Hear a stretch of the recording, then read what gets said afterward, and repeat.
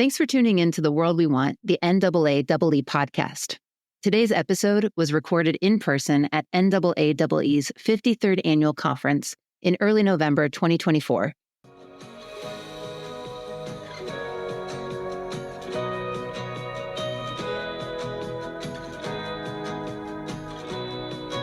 Welcome to The World We Want, the NAAEE Podcast. Hi, I'm your host, Jerry Ellis. So what is the world you want? For me, I want a world where we approach each other and our planet with curiosity and courage, to step into the unknown while having the strength that enables us to be vulnerable on that journey. And that's what's so remarkable about us humans. It's our willingness to optimistically take on the challenges of a complex world. He didn't avoid talking about racism. He didn't avoid talking about war. He didn't avoid talking about divorce. He knew that kids, even young kids, have big, complicated feelings, and they bring their big, complicated selves to every scenario. And so he wouldn't have avoided the subject matter. He was Fred Rogers, beloved host of the groundbreaking U.S. television series, Mr. Rogers' Neighborhood, where children learned the power of kindness, curiosity, and compassion. On this episode, our guests are two men who have spent decades learning about, and maybe more significantly, from Mr. Rogers. Children's advocate Gregg Behr and award-winning reporter Rydzewski are authors of When You Wander, You're Learning, Mr. Rogers' enduring lessons for raising creative, curious, caring kids. Their book reveals the science behind the iconic television program and the skills and mindset that scientists now consider essential, what Fred Rogers called the tools for learning. Thanks for joining us on the World We Want podcast, where we talk to some of the great thinkers, creators, educators, and conservationists, as well as some of the newest voices driving change from around the world. Our conversations are about the world they want and how they are working to build the world we all want. And what do they share in common? Environmental education, one of the most powerful tools for creating a more just and sustainable world. It inspires, it enlightens, it influences attitudes, and most importantly, it drives us to become stewards of this planet. So join me as Gregg and Ryan take us on a 5 decades journey, a legacy of learning, to discover how one man did what no one else had done, help children and many grown-ups explore our complex world with curiosity, creativity, and collaboration, and most importantly, kindness, to create a world we all want.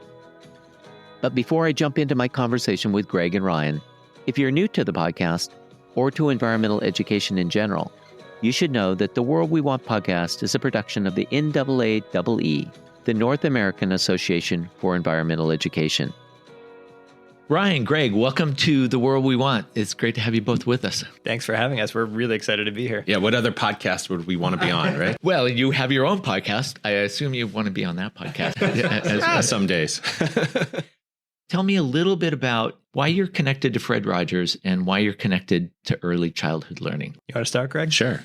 Well, I'm connected to Fred because I'm from Pittsburgh, which is a reminder that Fred Rogers was born just an hour east of Pittsburgh and recorded the iconic television show, Mr. Rogers' Neighborhood, right here at WQED Television, America's first public television station. And I suppose my Fred days started when I was a kid, right? I was there 6, 7, 8 years old, sitting in the den, oftentimes with my brother, sometimes with my mom, watching Mr. Rogers' Neighborhood. It was a core part of my childhood.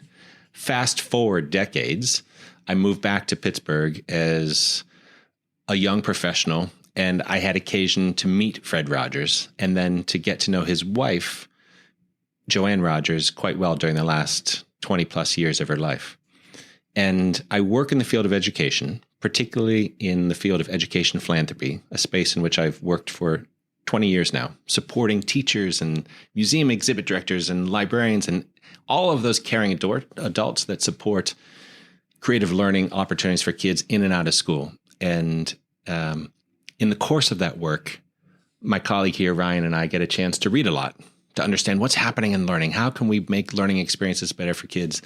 And it was about almost 10 years ago now that we had an aha moment, because here we are in Pittsburgh, a place that we think about Fred Rogers the way that we think about the Pittsburgh Steelers and French fries on our sandwiches, right? Like Fred is just part of the water.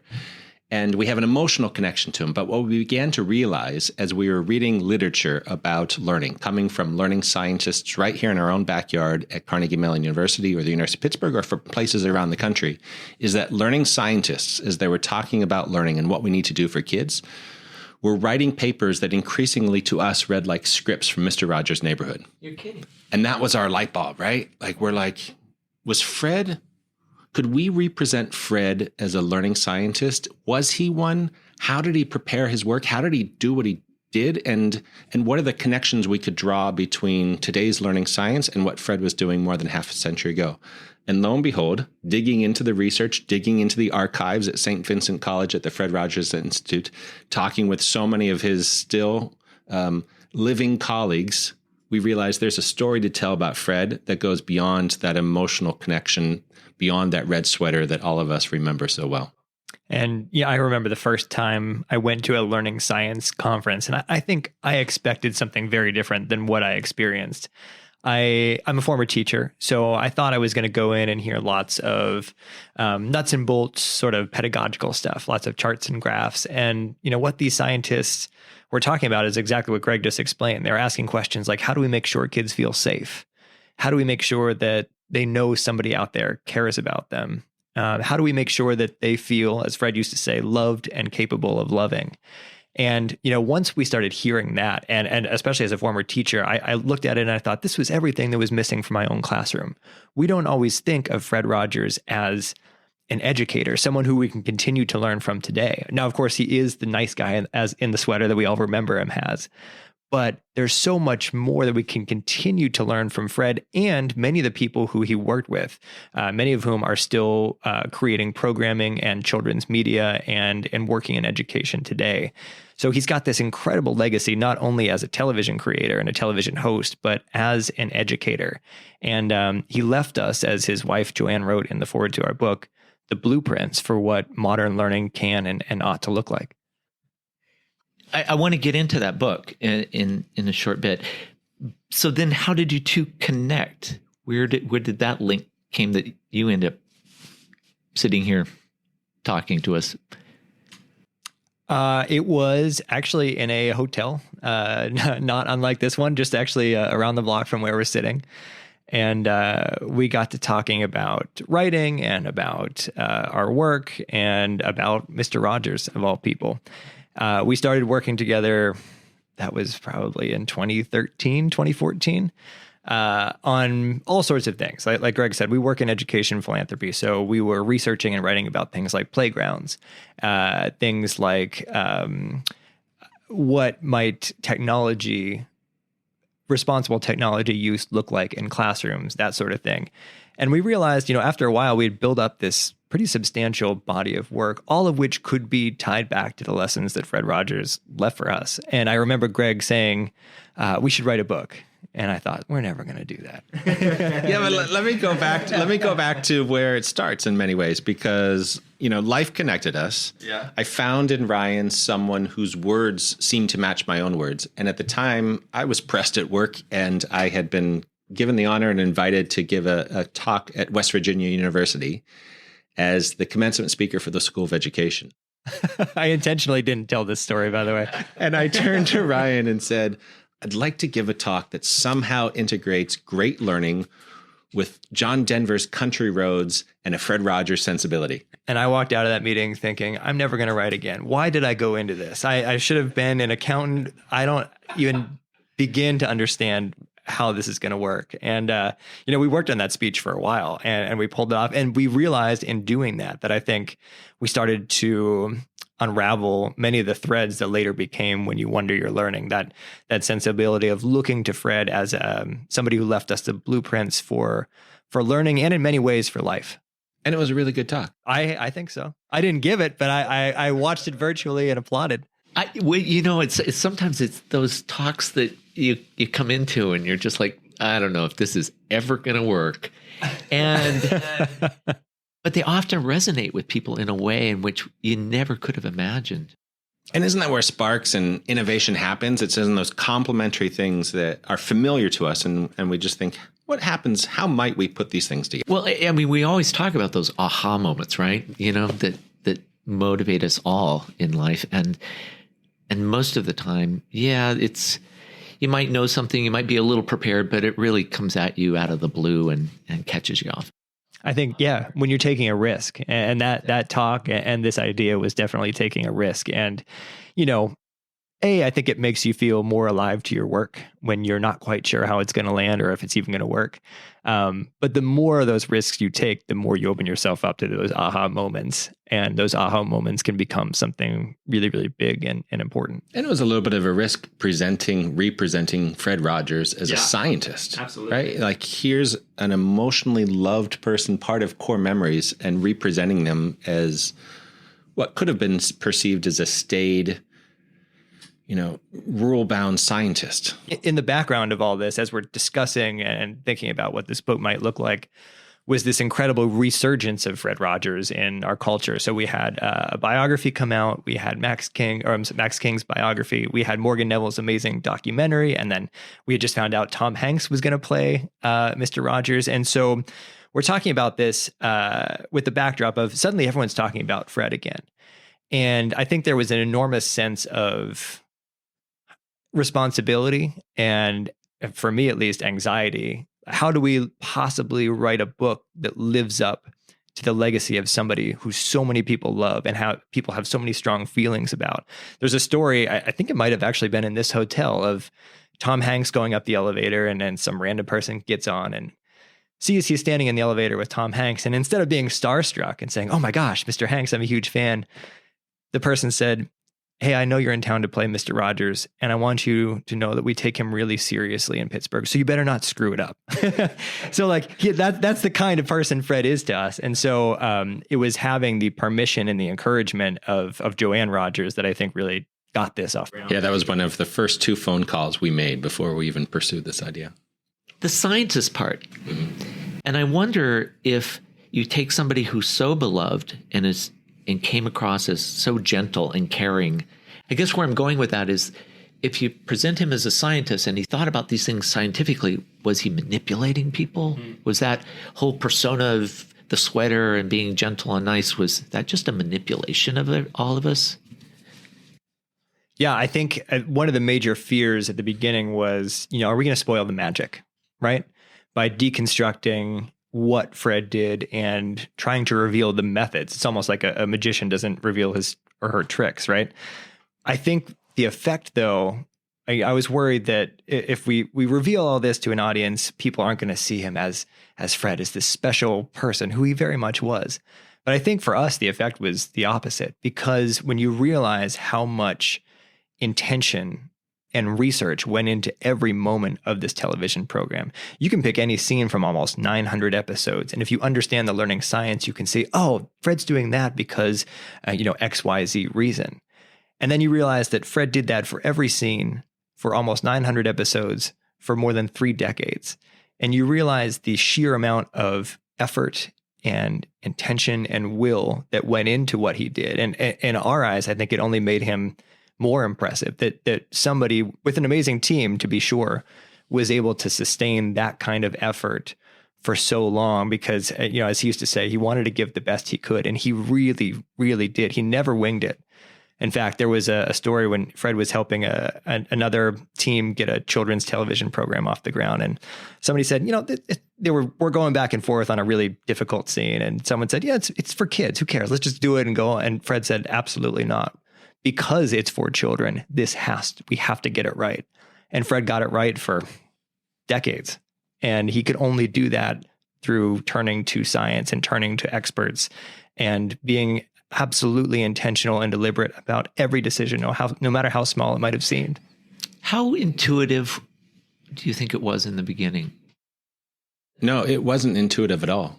And in fact, it harkens back to your previous question, about which I've been over here puzzling, because we've never been asked that question, right? And as I think about your question, we've never gotten into the hole of science good, science bad, right? Because while we present Fred Rogers as a modern day learning scientist, we're still talking about Fred Rogers, who had a scientific-like preparation for his work.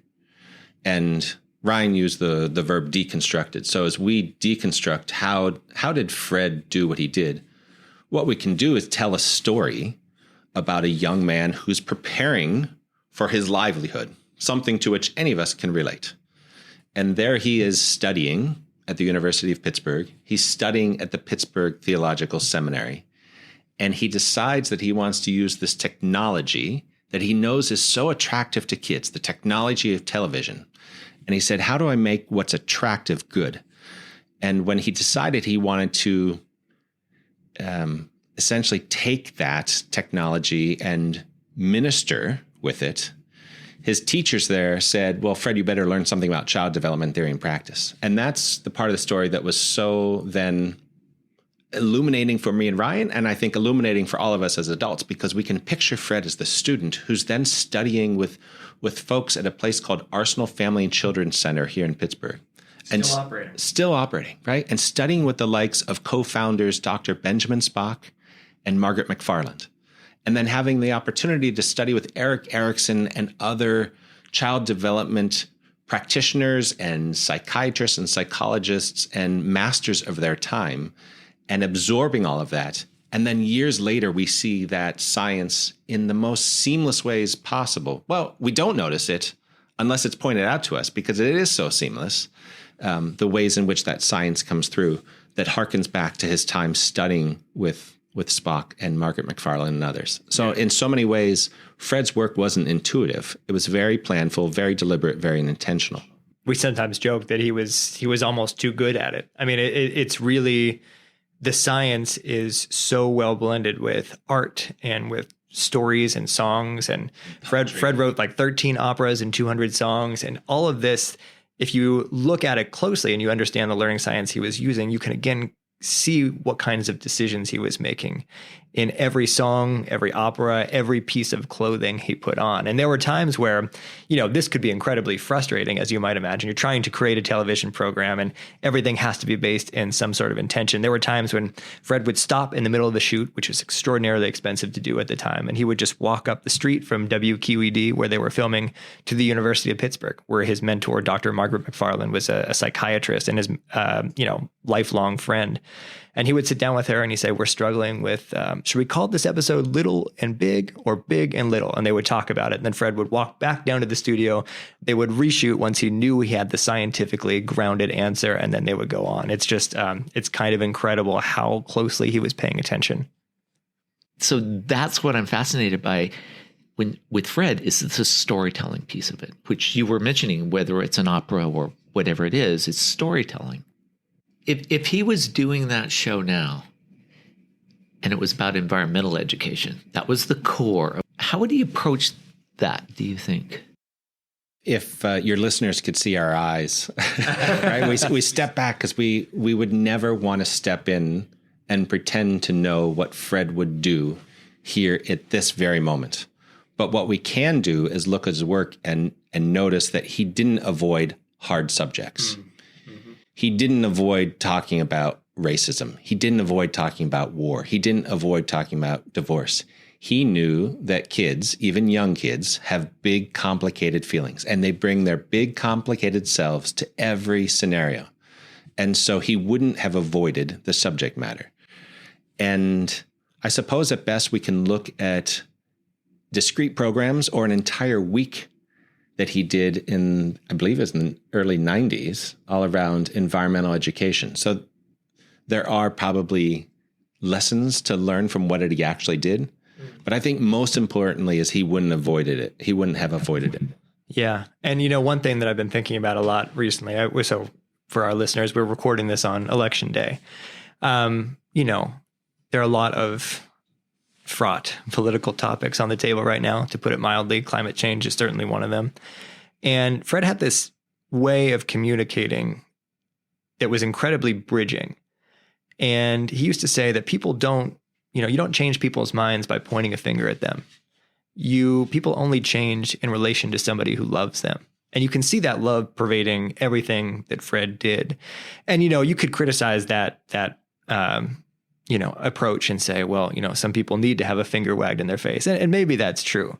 But it also remains true that from everything we know about human psychology and motivation and how you might change people's mind, it always starts from a place of love.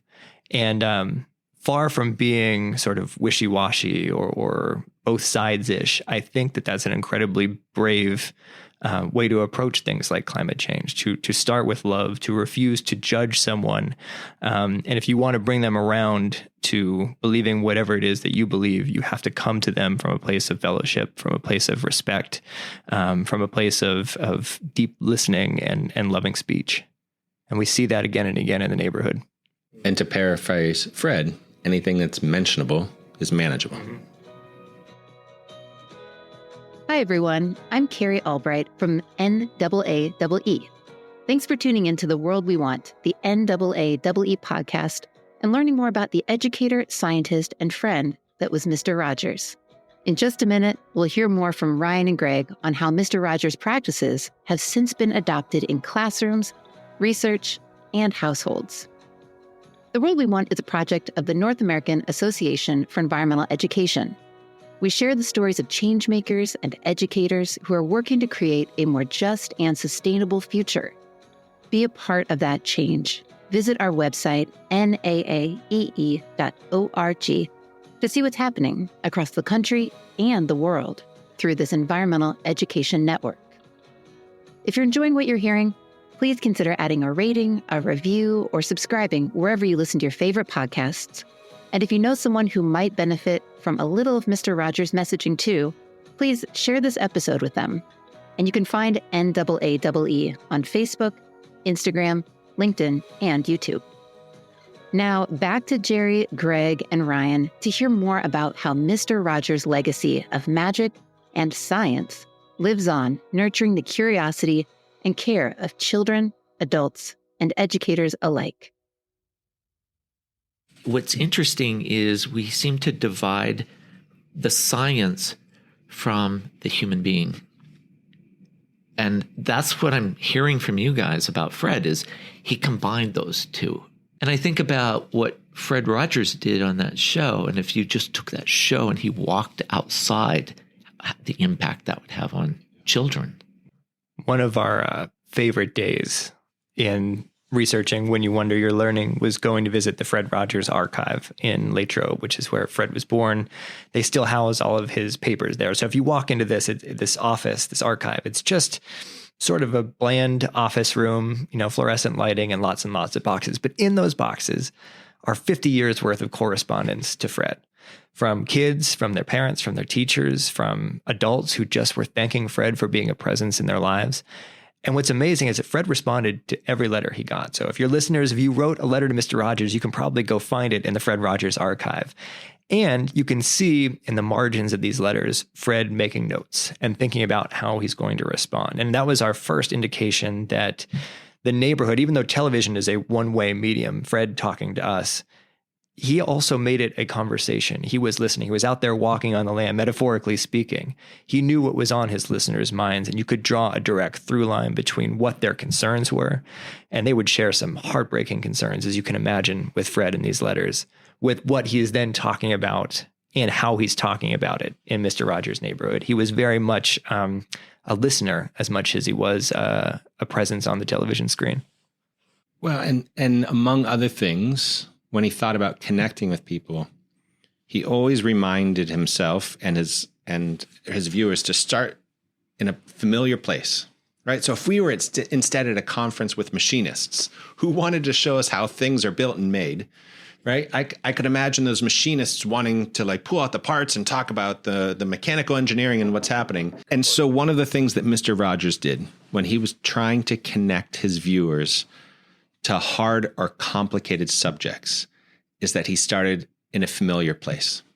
So imagine instead that we're at a conference not about environmental well-being, but a machinist conference. And these machinists want to show us their Harry Potter contraptions and the mechanical engineering behind us. behind it all. And they want to take us to that place. Well, that's what Fred did in the very familiar and famous crayon episode, where, we go off to the factory and see where the crayons are made. But Fred doesn't start with the loud noises and the gadgetry and all of those machines and the whirling labeling of crayons. He starts very simply with a box of crayons, pulling out a crayon. You can probably imagine that crayon right now. You can smell that crayon right now. You can imagine yourself drawing with that crayon. And that's what Fred does. He starts and he pulls out his easel and he just starts drawing. And it's a reminder to start at a place that's familiar, then to take us off to that place of mystery. And so I can imagine then the folks at this conference involved in this association. Yes, we want to get to the hard topics. We want to wrestle with what it is that we can do. And it's a reminder to walk the ground and start where people are. Start with the food that they love. Start with the celebrations that they enjoy. Start with the things in their own backyard. Take them from that place that's familiar and comfortable off to then the place of mystery that's complex and filled with hard questions. And that's why I was smiling earlier when you told us the story, Jerry, about talking to someone downstairs about climate change and how it's affecting hops and it's making our beer worse. And the person said, oh my gosh, I've never thought of it that way. So whether it's, beer or a crayon, starting with that place that's familiar, something that we care about already, so that we can then ground ourselves and go on to the hard stuff. That's a very Fred method for sure. Well, it made me think of your book, When You Wander. And it's funny because it's WONDER, When You Wander. And when I was doing the research, I thought it was WANDER. And well, when we wander, we wonder. Yes, exactly. And just as you were describing in the story about the crayons, when we wander off to that place, but we have to wonder about it first. And how did you guys come to the title? I wish we could take credit. So the title comes from a song that Fred used to sing called Did You Know? And the song says, did you know when you wonder, you're learning? And we had a couple working titles for the book, all of which I thought were great. And when our publisher read the first chapter in which we talk about curiosity, we had the wonderful, great fortune to have permission to use some of the lyrics from Fred Rogers Productions. And they read that line, when you wonder, you're learning, and they said, this is what your whole book is about. I think this is your title. And, they were right. I love the title. I love to steal the title. I keep collecting for books that I've done in the past. I keep collecting phrases and stuff like that. You think, okay, that's a perfect chapter here. There are hundreds of Fred songs for you to read and find probably perfect titles. And to go back to Gregg's point earlier, that, what Fred was doing in the program, in Mr. Rogers' Neighborhood, in many ways mirrors what learning scientists are saying today. So just take that song, When You Wonder, You're Learning. Fred wrote that song in 1968. There are research papers today that say when we're curious, in other words, when we're wondering, something switches on in the brain. Your brain starts to take in information. So not only are you more likely to learn what it is you're wondering about, your brain starts to take in all sorts of other information too. Researchers say it's like a vortex that sucks in what you're curious about and also everything around it. So in a very real sense, Mr. Rogers was right. When you wonder, you are learning. One of the many ways that Fred was 40, 50 years ahead of his time when it comes to applying the learning sciences.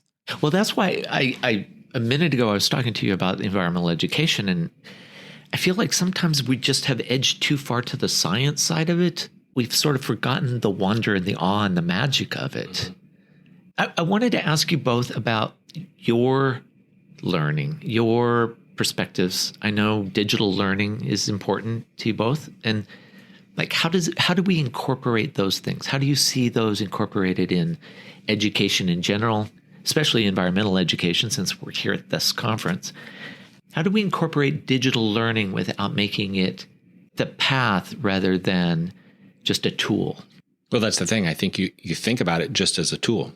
Whether it's a smartphone or AR or VR, it's nothing more than fire the fulcrum of the printing press, right? It is merely a tool that, when used well in developmentally appropriate ways, is something that might ignite a spark, might take you off to a place of mystery, might be a means by which to explore or discover something.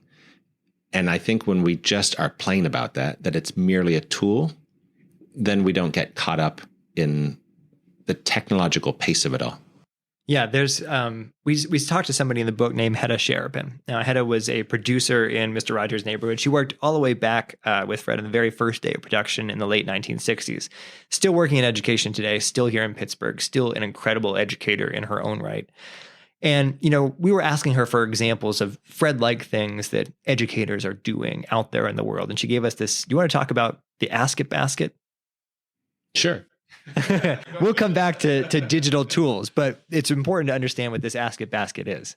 So Hedda shares, so we're exploring the concepts of curiosity and some of the elements that go into it. And Hedda shares with us the story of visiting a classroom herself. And she has gone off to see a master teacher do her thing, right? So she goes to this building, goes into the classroom, and walks in and sees a fairly large wicker basket taking up precious real estate. I say precious because there's so many things happening in any classroom. We can all imagine it right now. And she's wondering, why is this empty wicker basket taking up space? But she's there to watch a great teacher. So she goes to the back of the classroom, and you know what? She sees exactly what she's gone to see. This teacher is incredible. She's obviously prepared. The kids are asking all sorts of questions. They're engaged. And one of the things that Hedda begins to notice is that the kids themselves are asking lots of questions. Now, sometimes those questions are right on point because it's designed as part of the instructional plan for that day. And so it's pedagogically important to respond to each student's question as it's asked. And Hedda begins to notice, too, that some of these questions are coming right out from over the left field wall, like things that were on the kids' minds. Maybe they dreamed about it. Maybe it was in their morning conversation, right? It had nothing to do with anything. And it's a reminder that each of us, whether a kid or an adult, bring our full complicated selves to every situation, to a podcast, to a book, to a dinner, whatever it might be. The great thing about this teacher is that she acknowledges the question that's been asked, even if it has come out from over the left field wall. She's noticed it, physically writes it down, and then walks over to the Ask It basket, and which is what that wicker basket is called, puts it in and says, later together, we're going to wonder about the answer or answers to your questions. Now think about all of the magical things that are happening in that moment. One, that student knows that she's safe in that space, that I have permission to ask the things that are on my mind for whatever reason that they might be on my mind, and that I've got a caring adult here nearby me who's going to help me answer the things that are driving me on this particular day. That's a special thing. That's an atmosphere that a great learner, a great educator creates. So fast forward to today, we have scientists at Carnegie Mellon University and the Pennsylvania Association for the Education of Young Children working on a digital tool to create a sort of digital Ask It basket. And they come up with an app called Message From Me. And this is an app installed on iPads, digital cameras that are then placed in early learning settings. So kids throughout the day can take pictures of things that they're wondering about. Maybe it's a fish in the aquarium. Maybe it's a classmate. Maybe it's a drawing. They can take pictures of the things that make them curious, and they can record a voice message to go with that picture. That picture, that voice message then gets sent to that child's caregiver. So when mom or dad or grandma or grandpa picks her up at the end of the day, they don't have to just ask, hey, what'd you do at school today? Because we all know where that question tends to land. That's what I used to say. And instead, they can say, hey, I noticed you were wondering about the bluefish. What do you wonder about the bluefish? How do you think it lives underwater? What else might we find underwater? It's a very Fred-like yet digital way of reminding kids that their questions are okay, that they have a caring adult who's going to encourage that sense of curiosity, and that even if those questions are coming out from over the left field wall, someone is out there paying attention to it and encouraging it and going out into the world with them to try to answer it. So to go back to your question then, how do we think about digital devices and technology that's now available to us? Well, I think we think about it the way that Fred thought about that newfangled technology of television. He noticed that it was attractive to kids, and then said, well, this is attractive. It can be either used for good or ill. How do I make what's inevitably attractive good? Mm-hmm. Which is what I think any roboticist, technologist, entrepreneur, teacher is doing with all sorts of modern devices. And, Fred used to say that the best, most useful time for a television is after it's been turned off. When kids then have time to talk about what they've seen with a trusted adult, to talk about what they wonder. And when you think about effective digital tools today, I think the same thing applies. Digital tools can get us interested in the world. They can help take us out into the world virtually, but the best time, the best uses for them are after they've been turned off. When we go back to that relationship that we saw so clearly in Fred Rogers' Neighborhood, that we felt so clearly. When we turn those things off and we can then talk to the people around us about what they made us wonder or what we saw together, that's where the value of digital tools really lies. Do both or either of you have children? We both have two. I'm a girl dad. My youngest was born 9 weeks ago. So, yeah. Middle schoolers. Big differences. Reference points. How do you think about these kids and your interaction with raising them differently than you think you would have thought 20 years ago? There's an incredible hazard to writing a book like this. I think it's given me more pause, maybe introduced more patience into my life, recognizing that I've got to step back and understand, why is my daughter bringing her full complicated self at this moment into this scenario, right? There's a real mindfulness that I think Fred's teachings have left with me. I think my wife and I are also much better about seeing the broader landscape as a place where the kids learn, right? Of course, they're going to learn at school. Ideally, they're going to learn at home. And how do we think of our city? How do we think of our region as something akin to Mr. Rogers' real life neighborhood? And how do we connect what's happening at school with a museum visit to an after-school program, a summer camp? I think we've been much more deliberate and intentional about thinking about the neighborhood, and then also how we expose the kids to that neighborhood and allow them to sample all sorts of experiences so that they might find unexpected sparks or joys in things that we might not otherwise have introduced them to. Mm-hmm. Yeah, I agree with all of that. And I would just add that, when we first called Joanne Rogers to ask her about this, first of all, does this even sound right to you? And is it okay if we write it? And the answer was a resounding yes to both of those. But she said, one thing you don't want to do is portray Fred as a saint, because if you do that, then what he did becomes unattainable, right? And there was nothing magic about Fred. It came down to science. It came down to his deliberate intention. It came down to his unwillingness to give anything less than his best to the kids who were looking up to him. And I think one of the greatest gifts of this whole multi-year journey has been to get to know the people who worked so closely with Fred and get to know the people who made this program that means so much to both of us and means so much to our kids as well. I mentioned Hedda Sharapin a few moments ago, the educator who told us about the Ask It basket. Just a few days ago, she was at my house. She had knit my baby girl a new sweater and a knit hat, and she brought over Daniel Tiger figurines for my older son. And these are people who, in a very real sense, took care of me when I was a kid, and now they are helping to take care of my children. And it's a reminder that they are real people, just like Fred was a real person. And that is incredibly liberating, because it means that all of us can do this, because we're all real people too. But it also adds an enormous sense of responsibility, because we know Fred and his colleagues were only able to do what they did because they were uncompromising. And it's a reminder that I need to be uncompromising as well when it comes to giving my kids, and hopefully my neighbors' kids and Pittsburgh's kids, the absolute best. But isn't that the hard part? It's the hardest part. Right? Because we remind ourselves, and as Joanne instructed us, Fred was not a saint. He got mad. He got angry. He was just like you and me. And yet we know how deliberate and intentional he was, how uncompromising he was. And that's maybe the biggest challenge.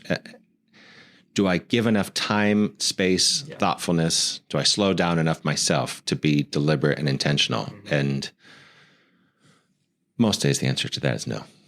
Yeah, my son's on this new kick where he digs the dirt out of our houseplants and dumps it on the floor. And I'm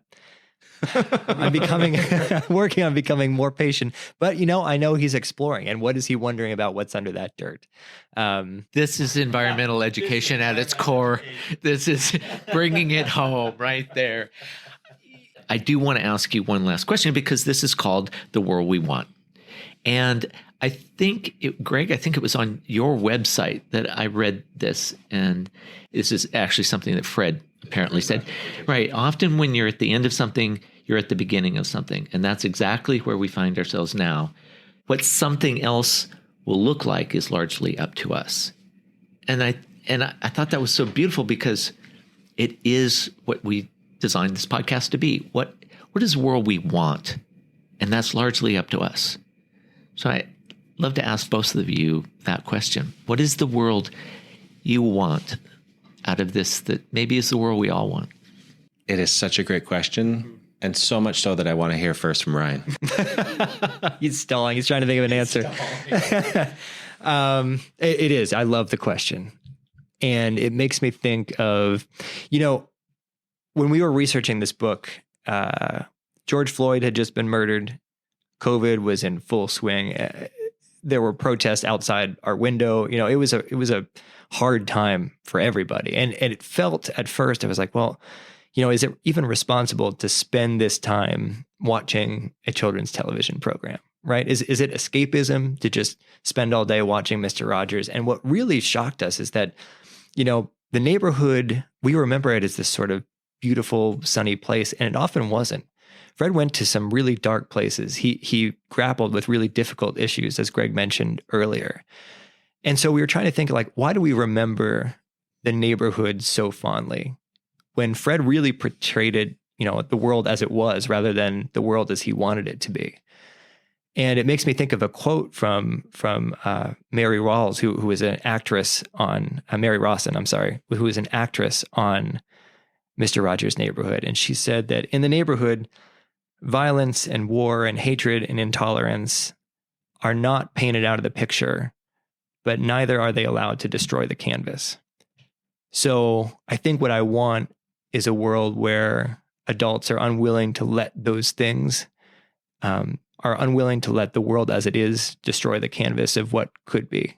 And that's why I'm so happy to be here with all of you. And I'm so grateful for what you and your listeners are doing out in the world, because you're out there defending the canvas. And we need as many people out there willing to do that as we can get.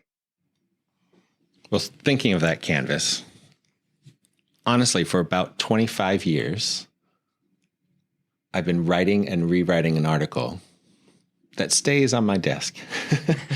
And it's an article about love, which on one hand can be seen as like something soft, something pathetic, right? Like, why are we talking about love and talking about it in a public space? But the world I want is a place where we ask hard questions, where we are sober about that verb love, and genuinely ask ourselves out loud, in public, with and in front of others, how much do we love? How much do we love this planet? How much do we love our kids? How much do we love our neighbors? To me, there's nothing soft or otherwise about that. It's the hardest question facing us as human beings. And I would love a world in which very publicly, very loudly, we talk about what it means to love. Thank you both for being here. Thank you for your great questions. We've had a great time. I mean, we are sometimes the luckiest two people in Pittsburgh, maybe in the world, because we get to just go around talking about Mr. Rogers. But, we only get to do that because people care and people want to hear and continue to learn from him. So thank you for your thoughtful questions. And I hope this was worthwhile for you as well. I want to thank Gregg and Ryan for taking us on a journey into Mr. Rogers' Neighborhood and discovering the toolbox of learning and how approaching a complex world with curiosity, creativity, and collaboration, but maybe most importantly, kindness, can help us build the world we all want. To learn more about the education work of Gregg Behr and Ryan Rydzewski, as well as more about the World We Want podcast, visit our website at NAAEE.org/podcast. That's NAAEE.org/podcast. As you've just heard, environmental education is as multifaceted as the diversity of guests on our podcast. To explore every element, subscribe to The World We Want. There's a link on our website or wherever you listen to your favorite podcast. We'd also love to hear from you and what you think. If there's an aspect of environmental education you want to know more about, let us know.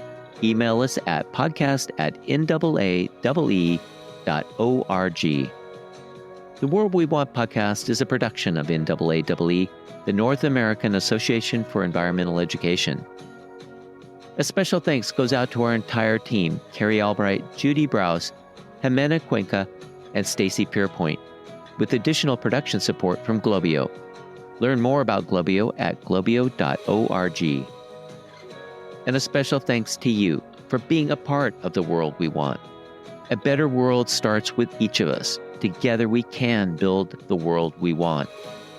We hope conversations on our podcast lead you to take action in your own world every day, making it more and more the world we all want. I'm Jerry Ellis. For everyone at the World We Want podcast, join us next time to hear how together it's possible to create the world we want. Thanks for listening, and thanks for sharing the World We Want, the NAAEE podcast.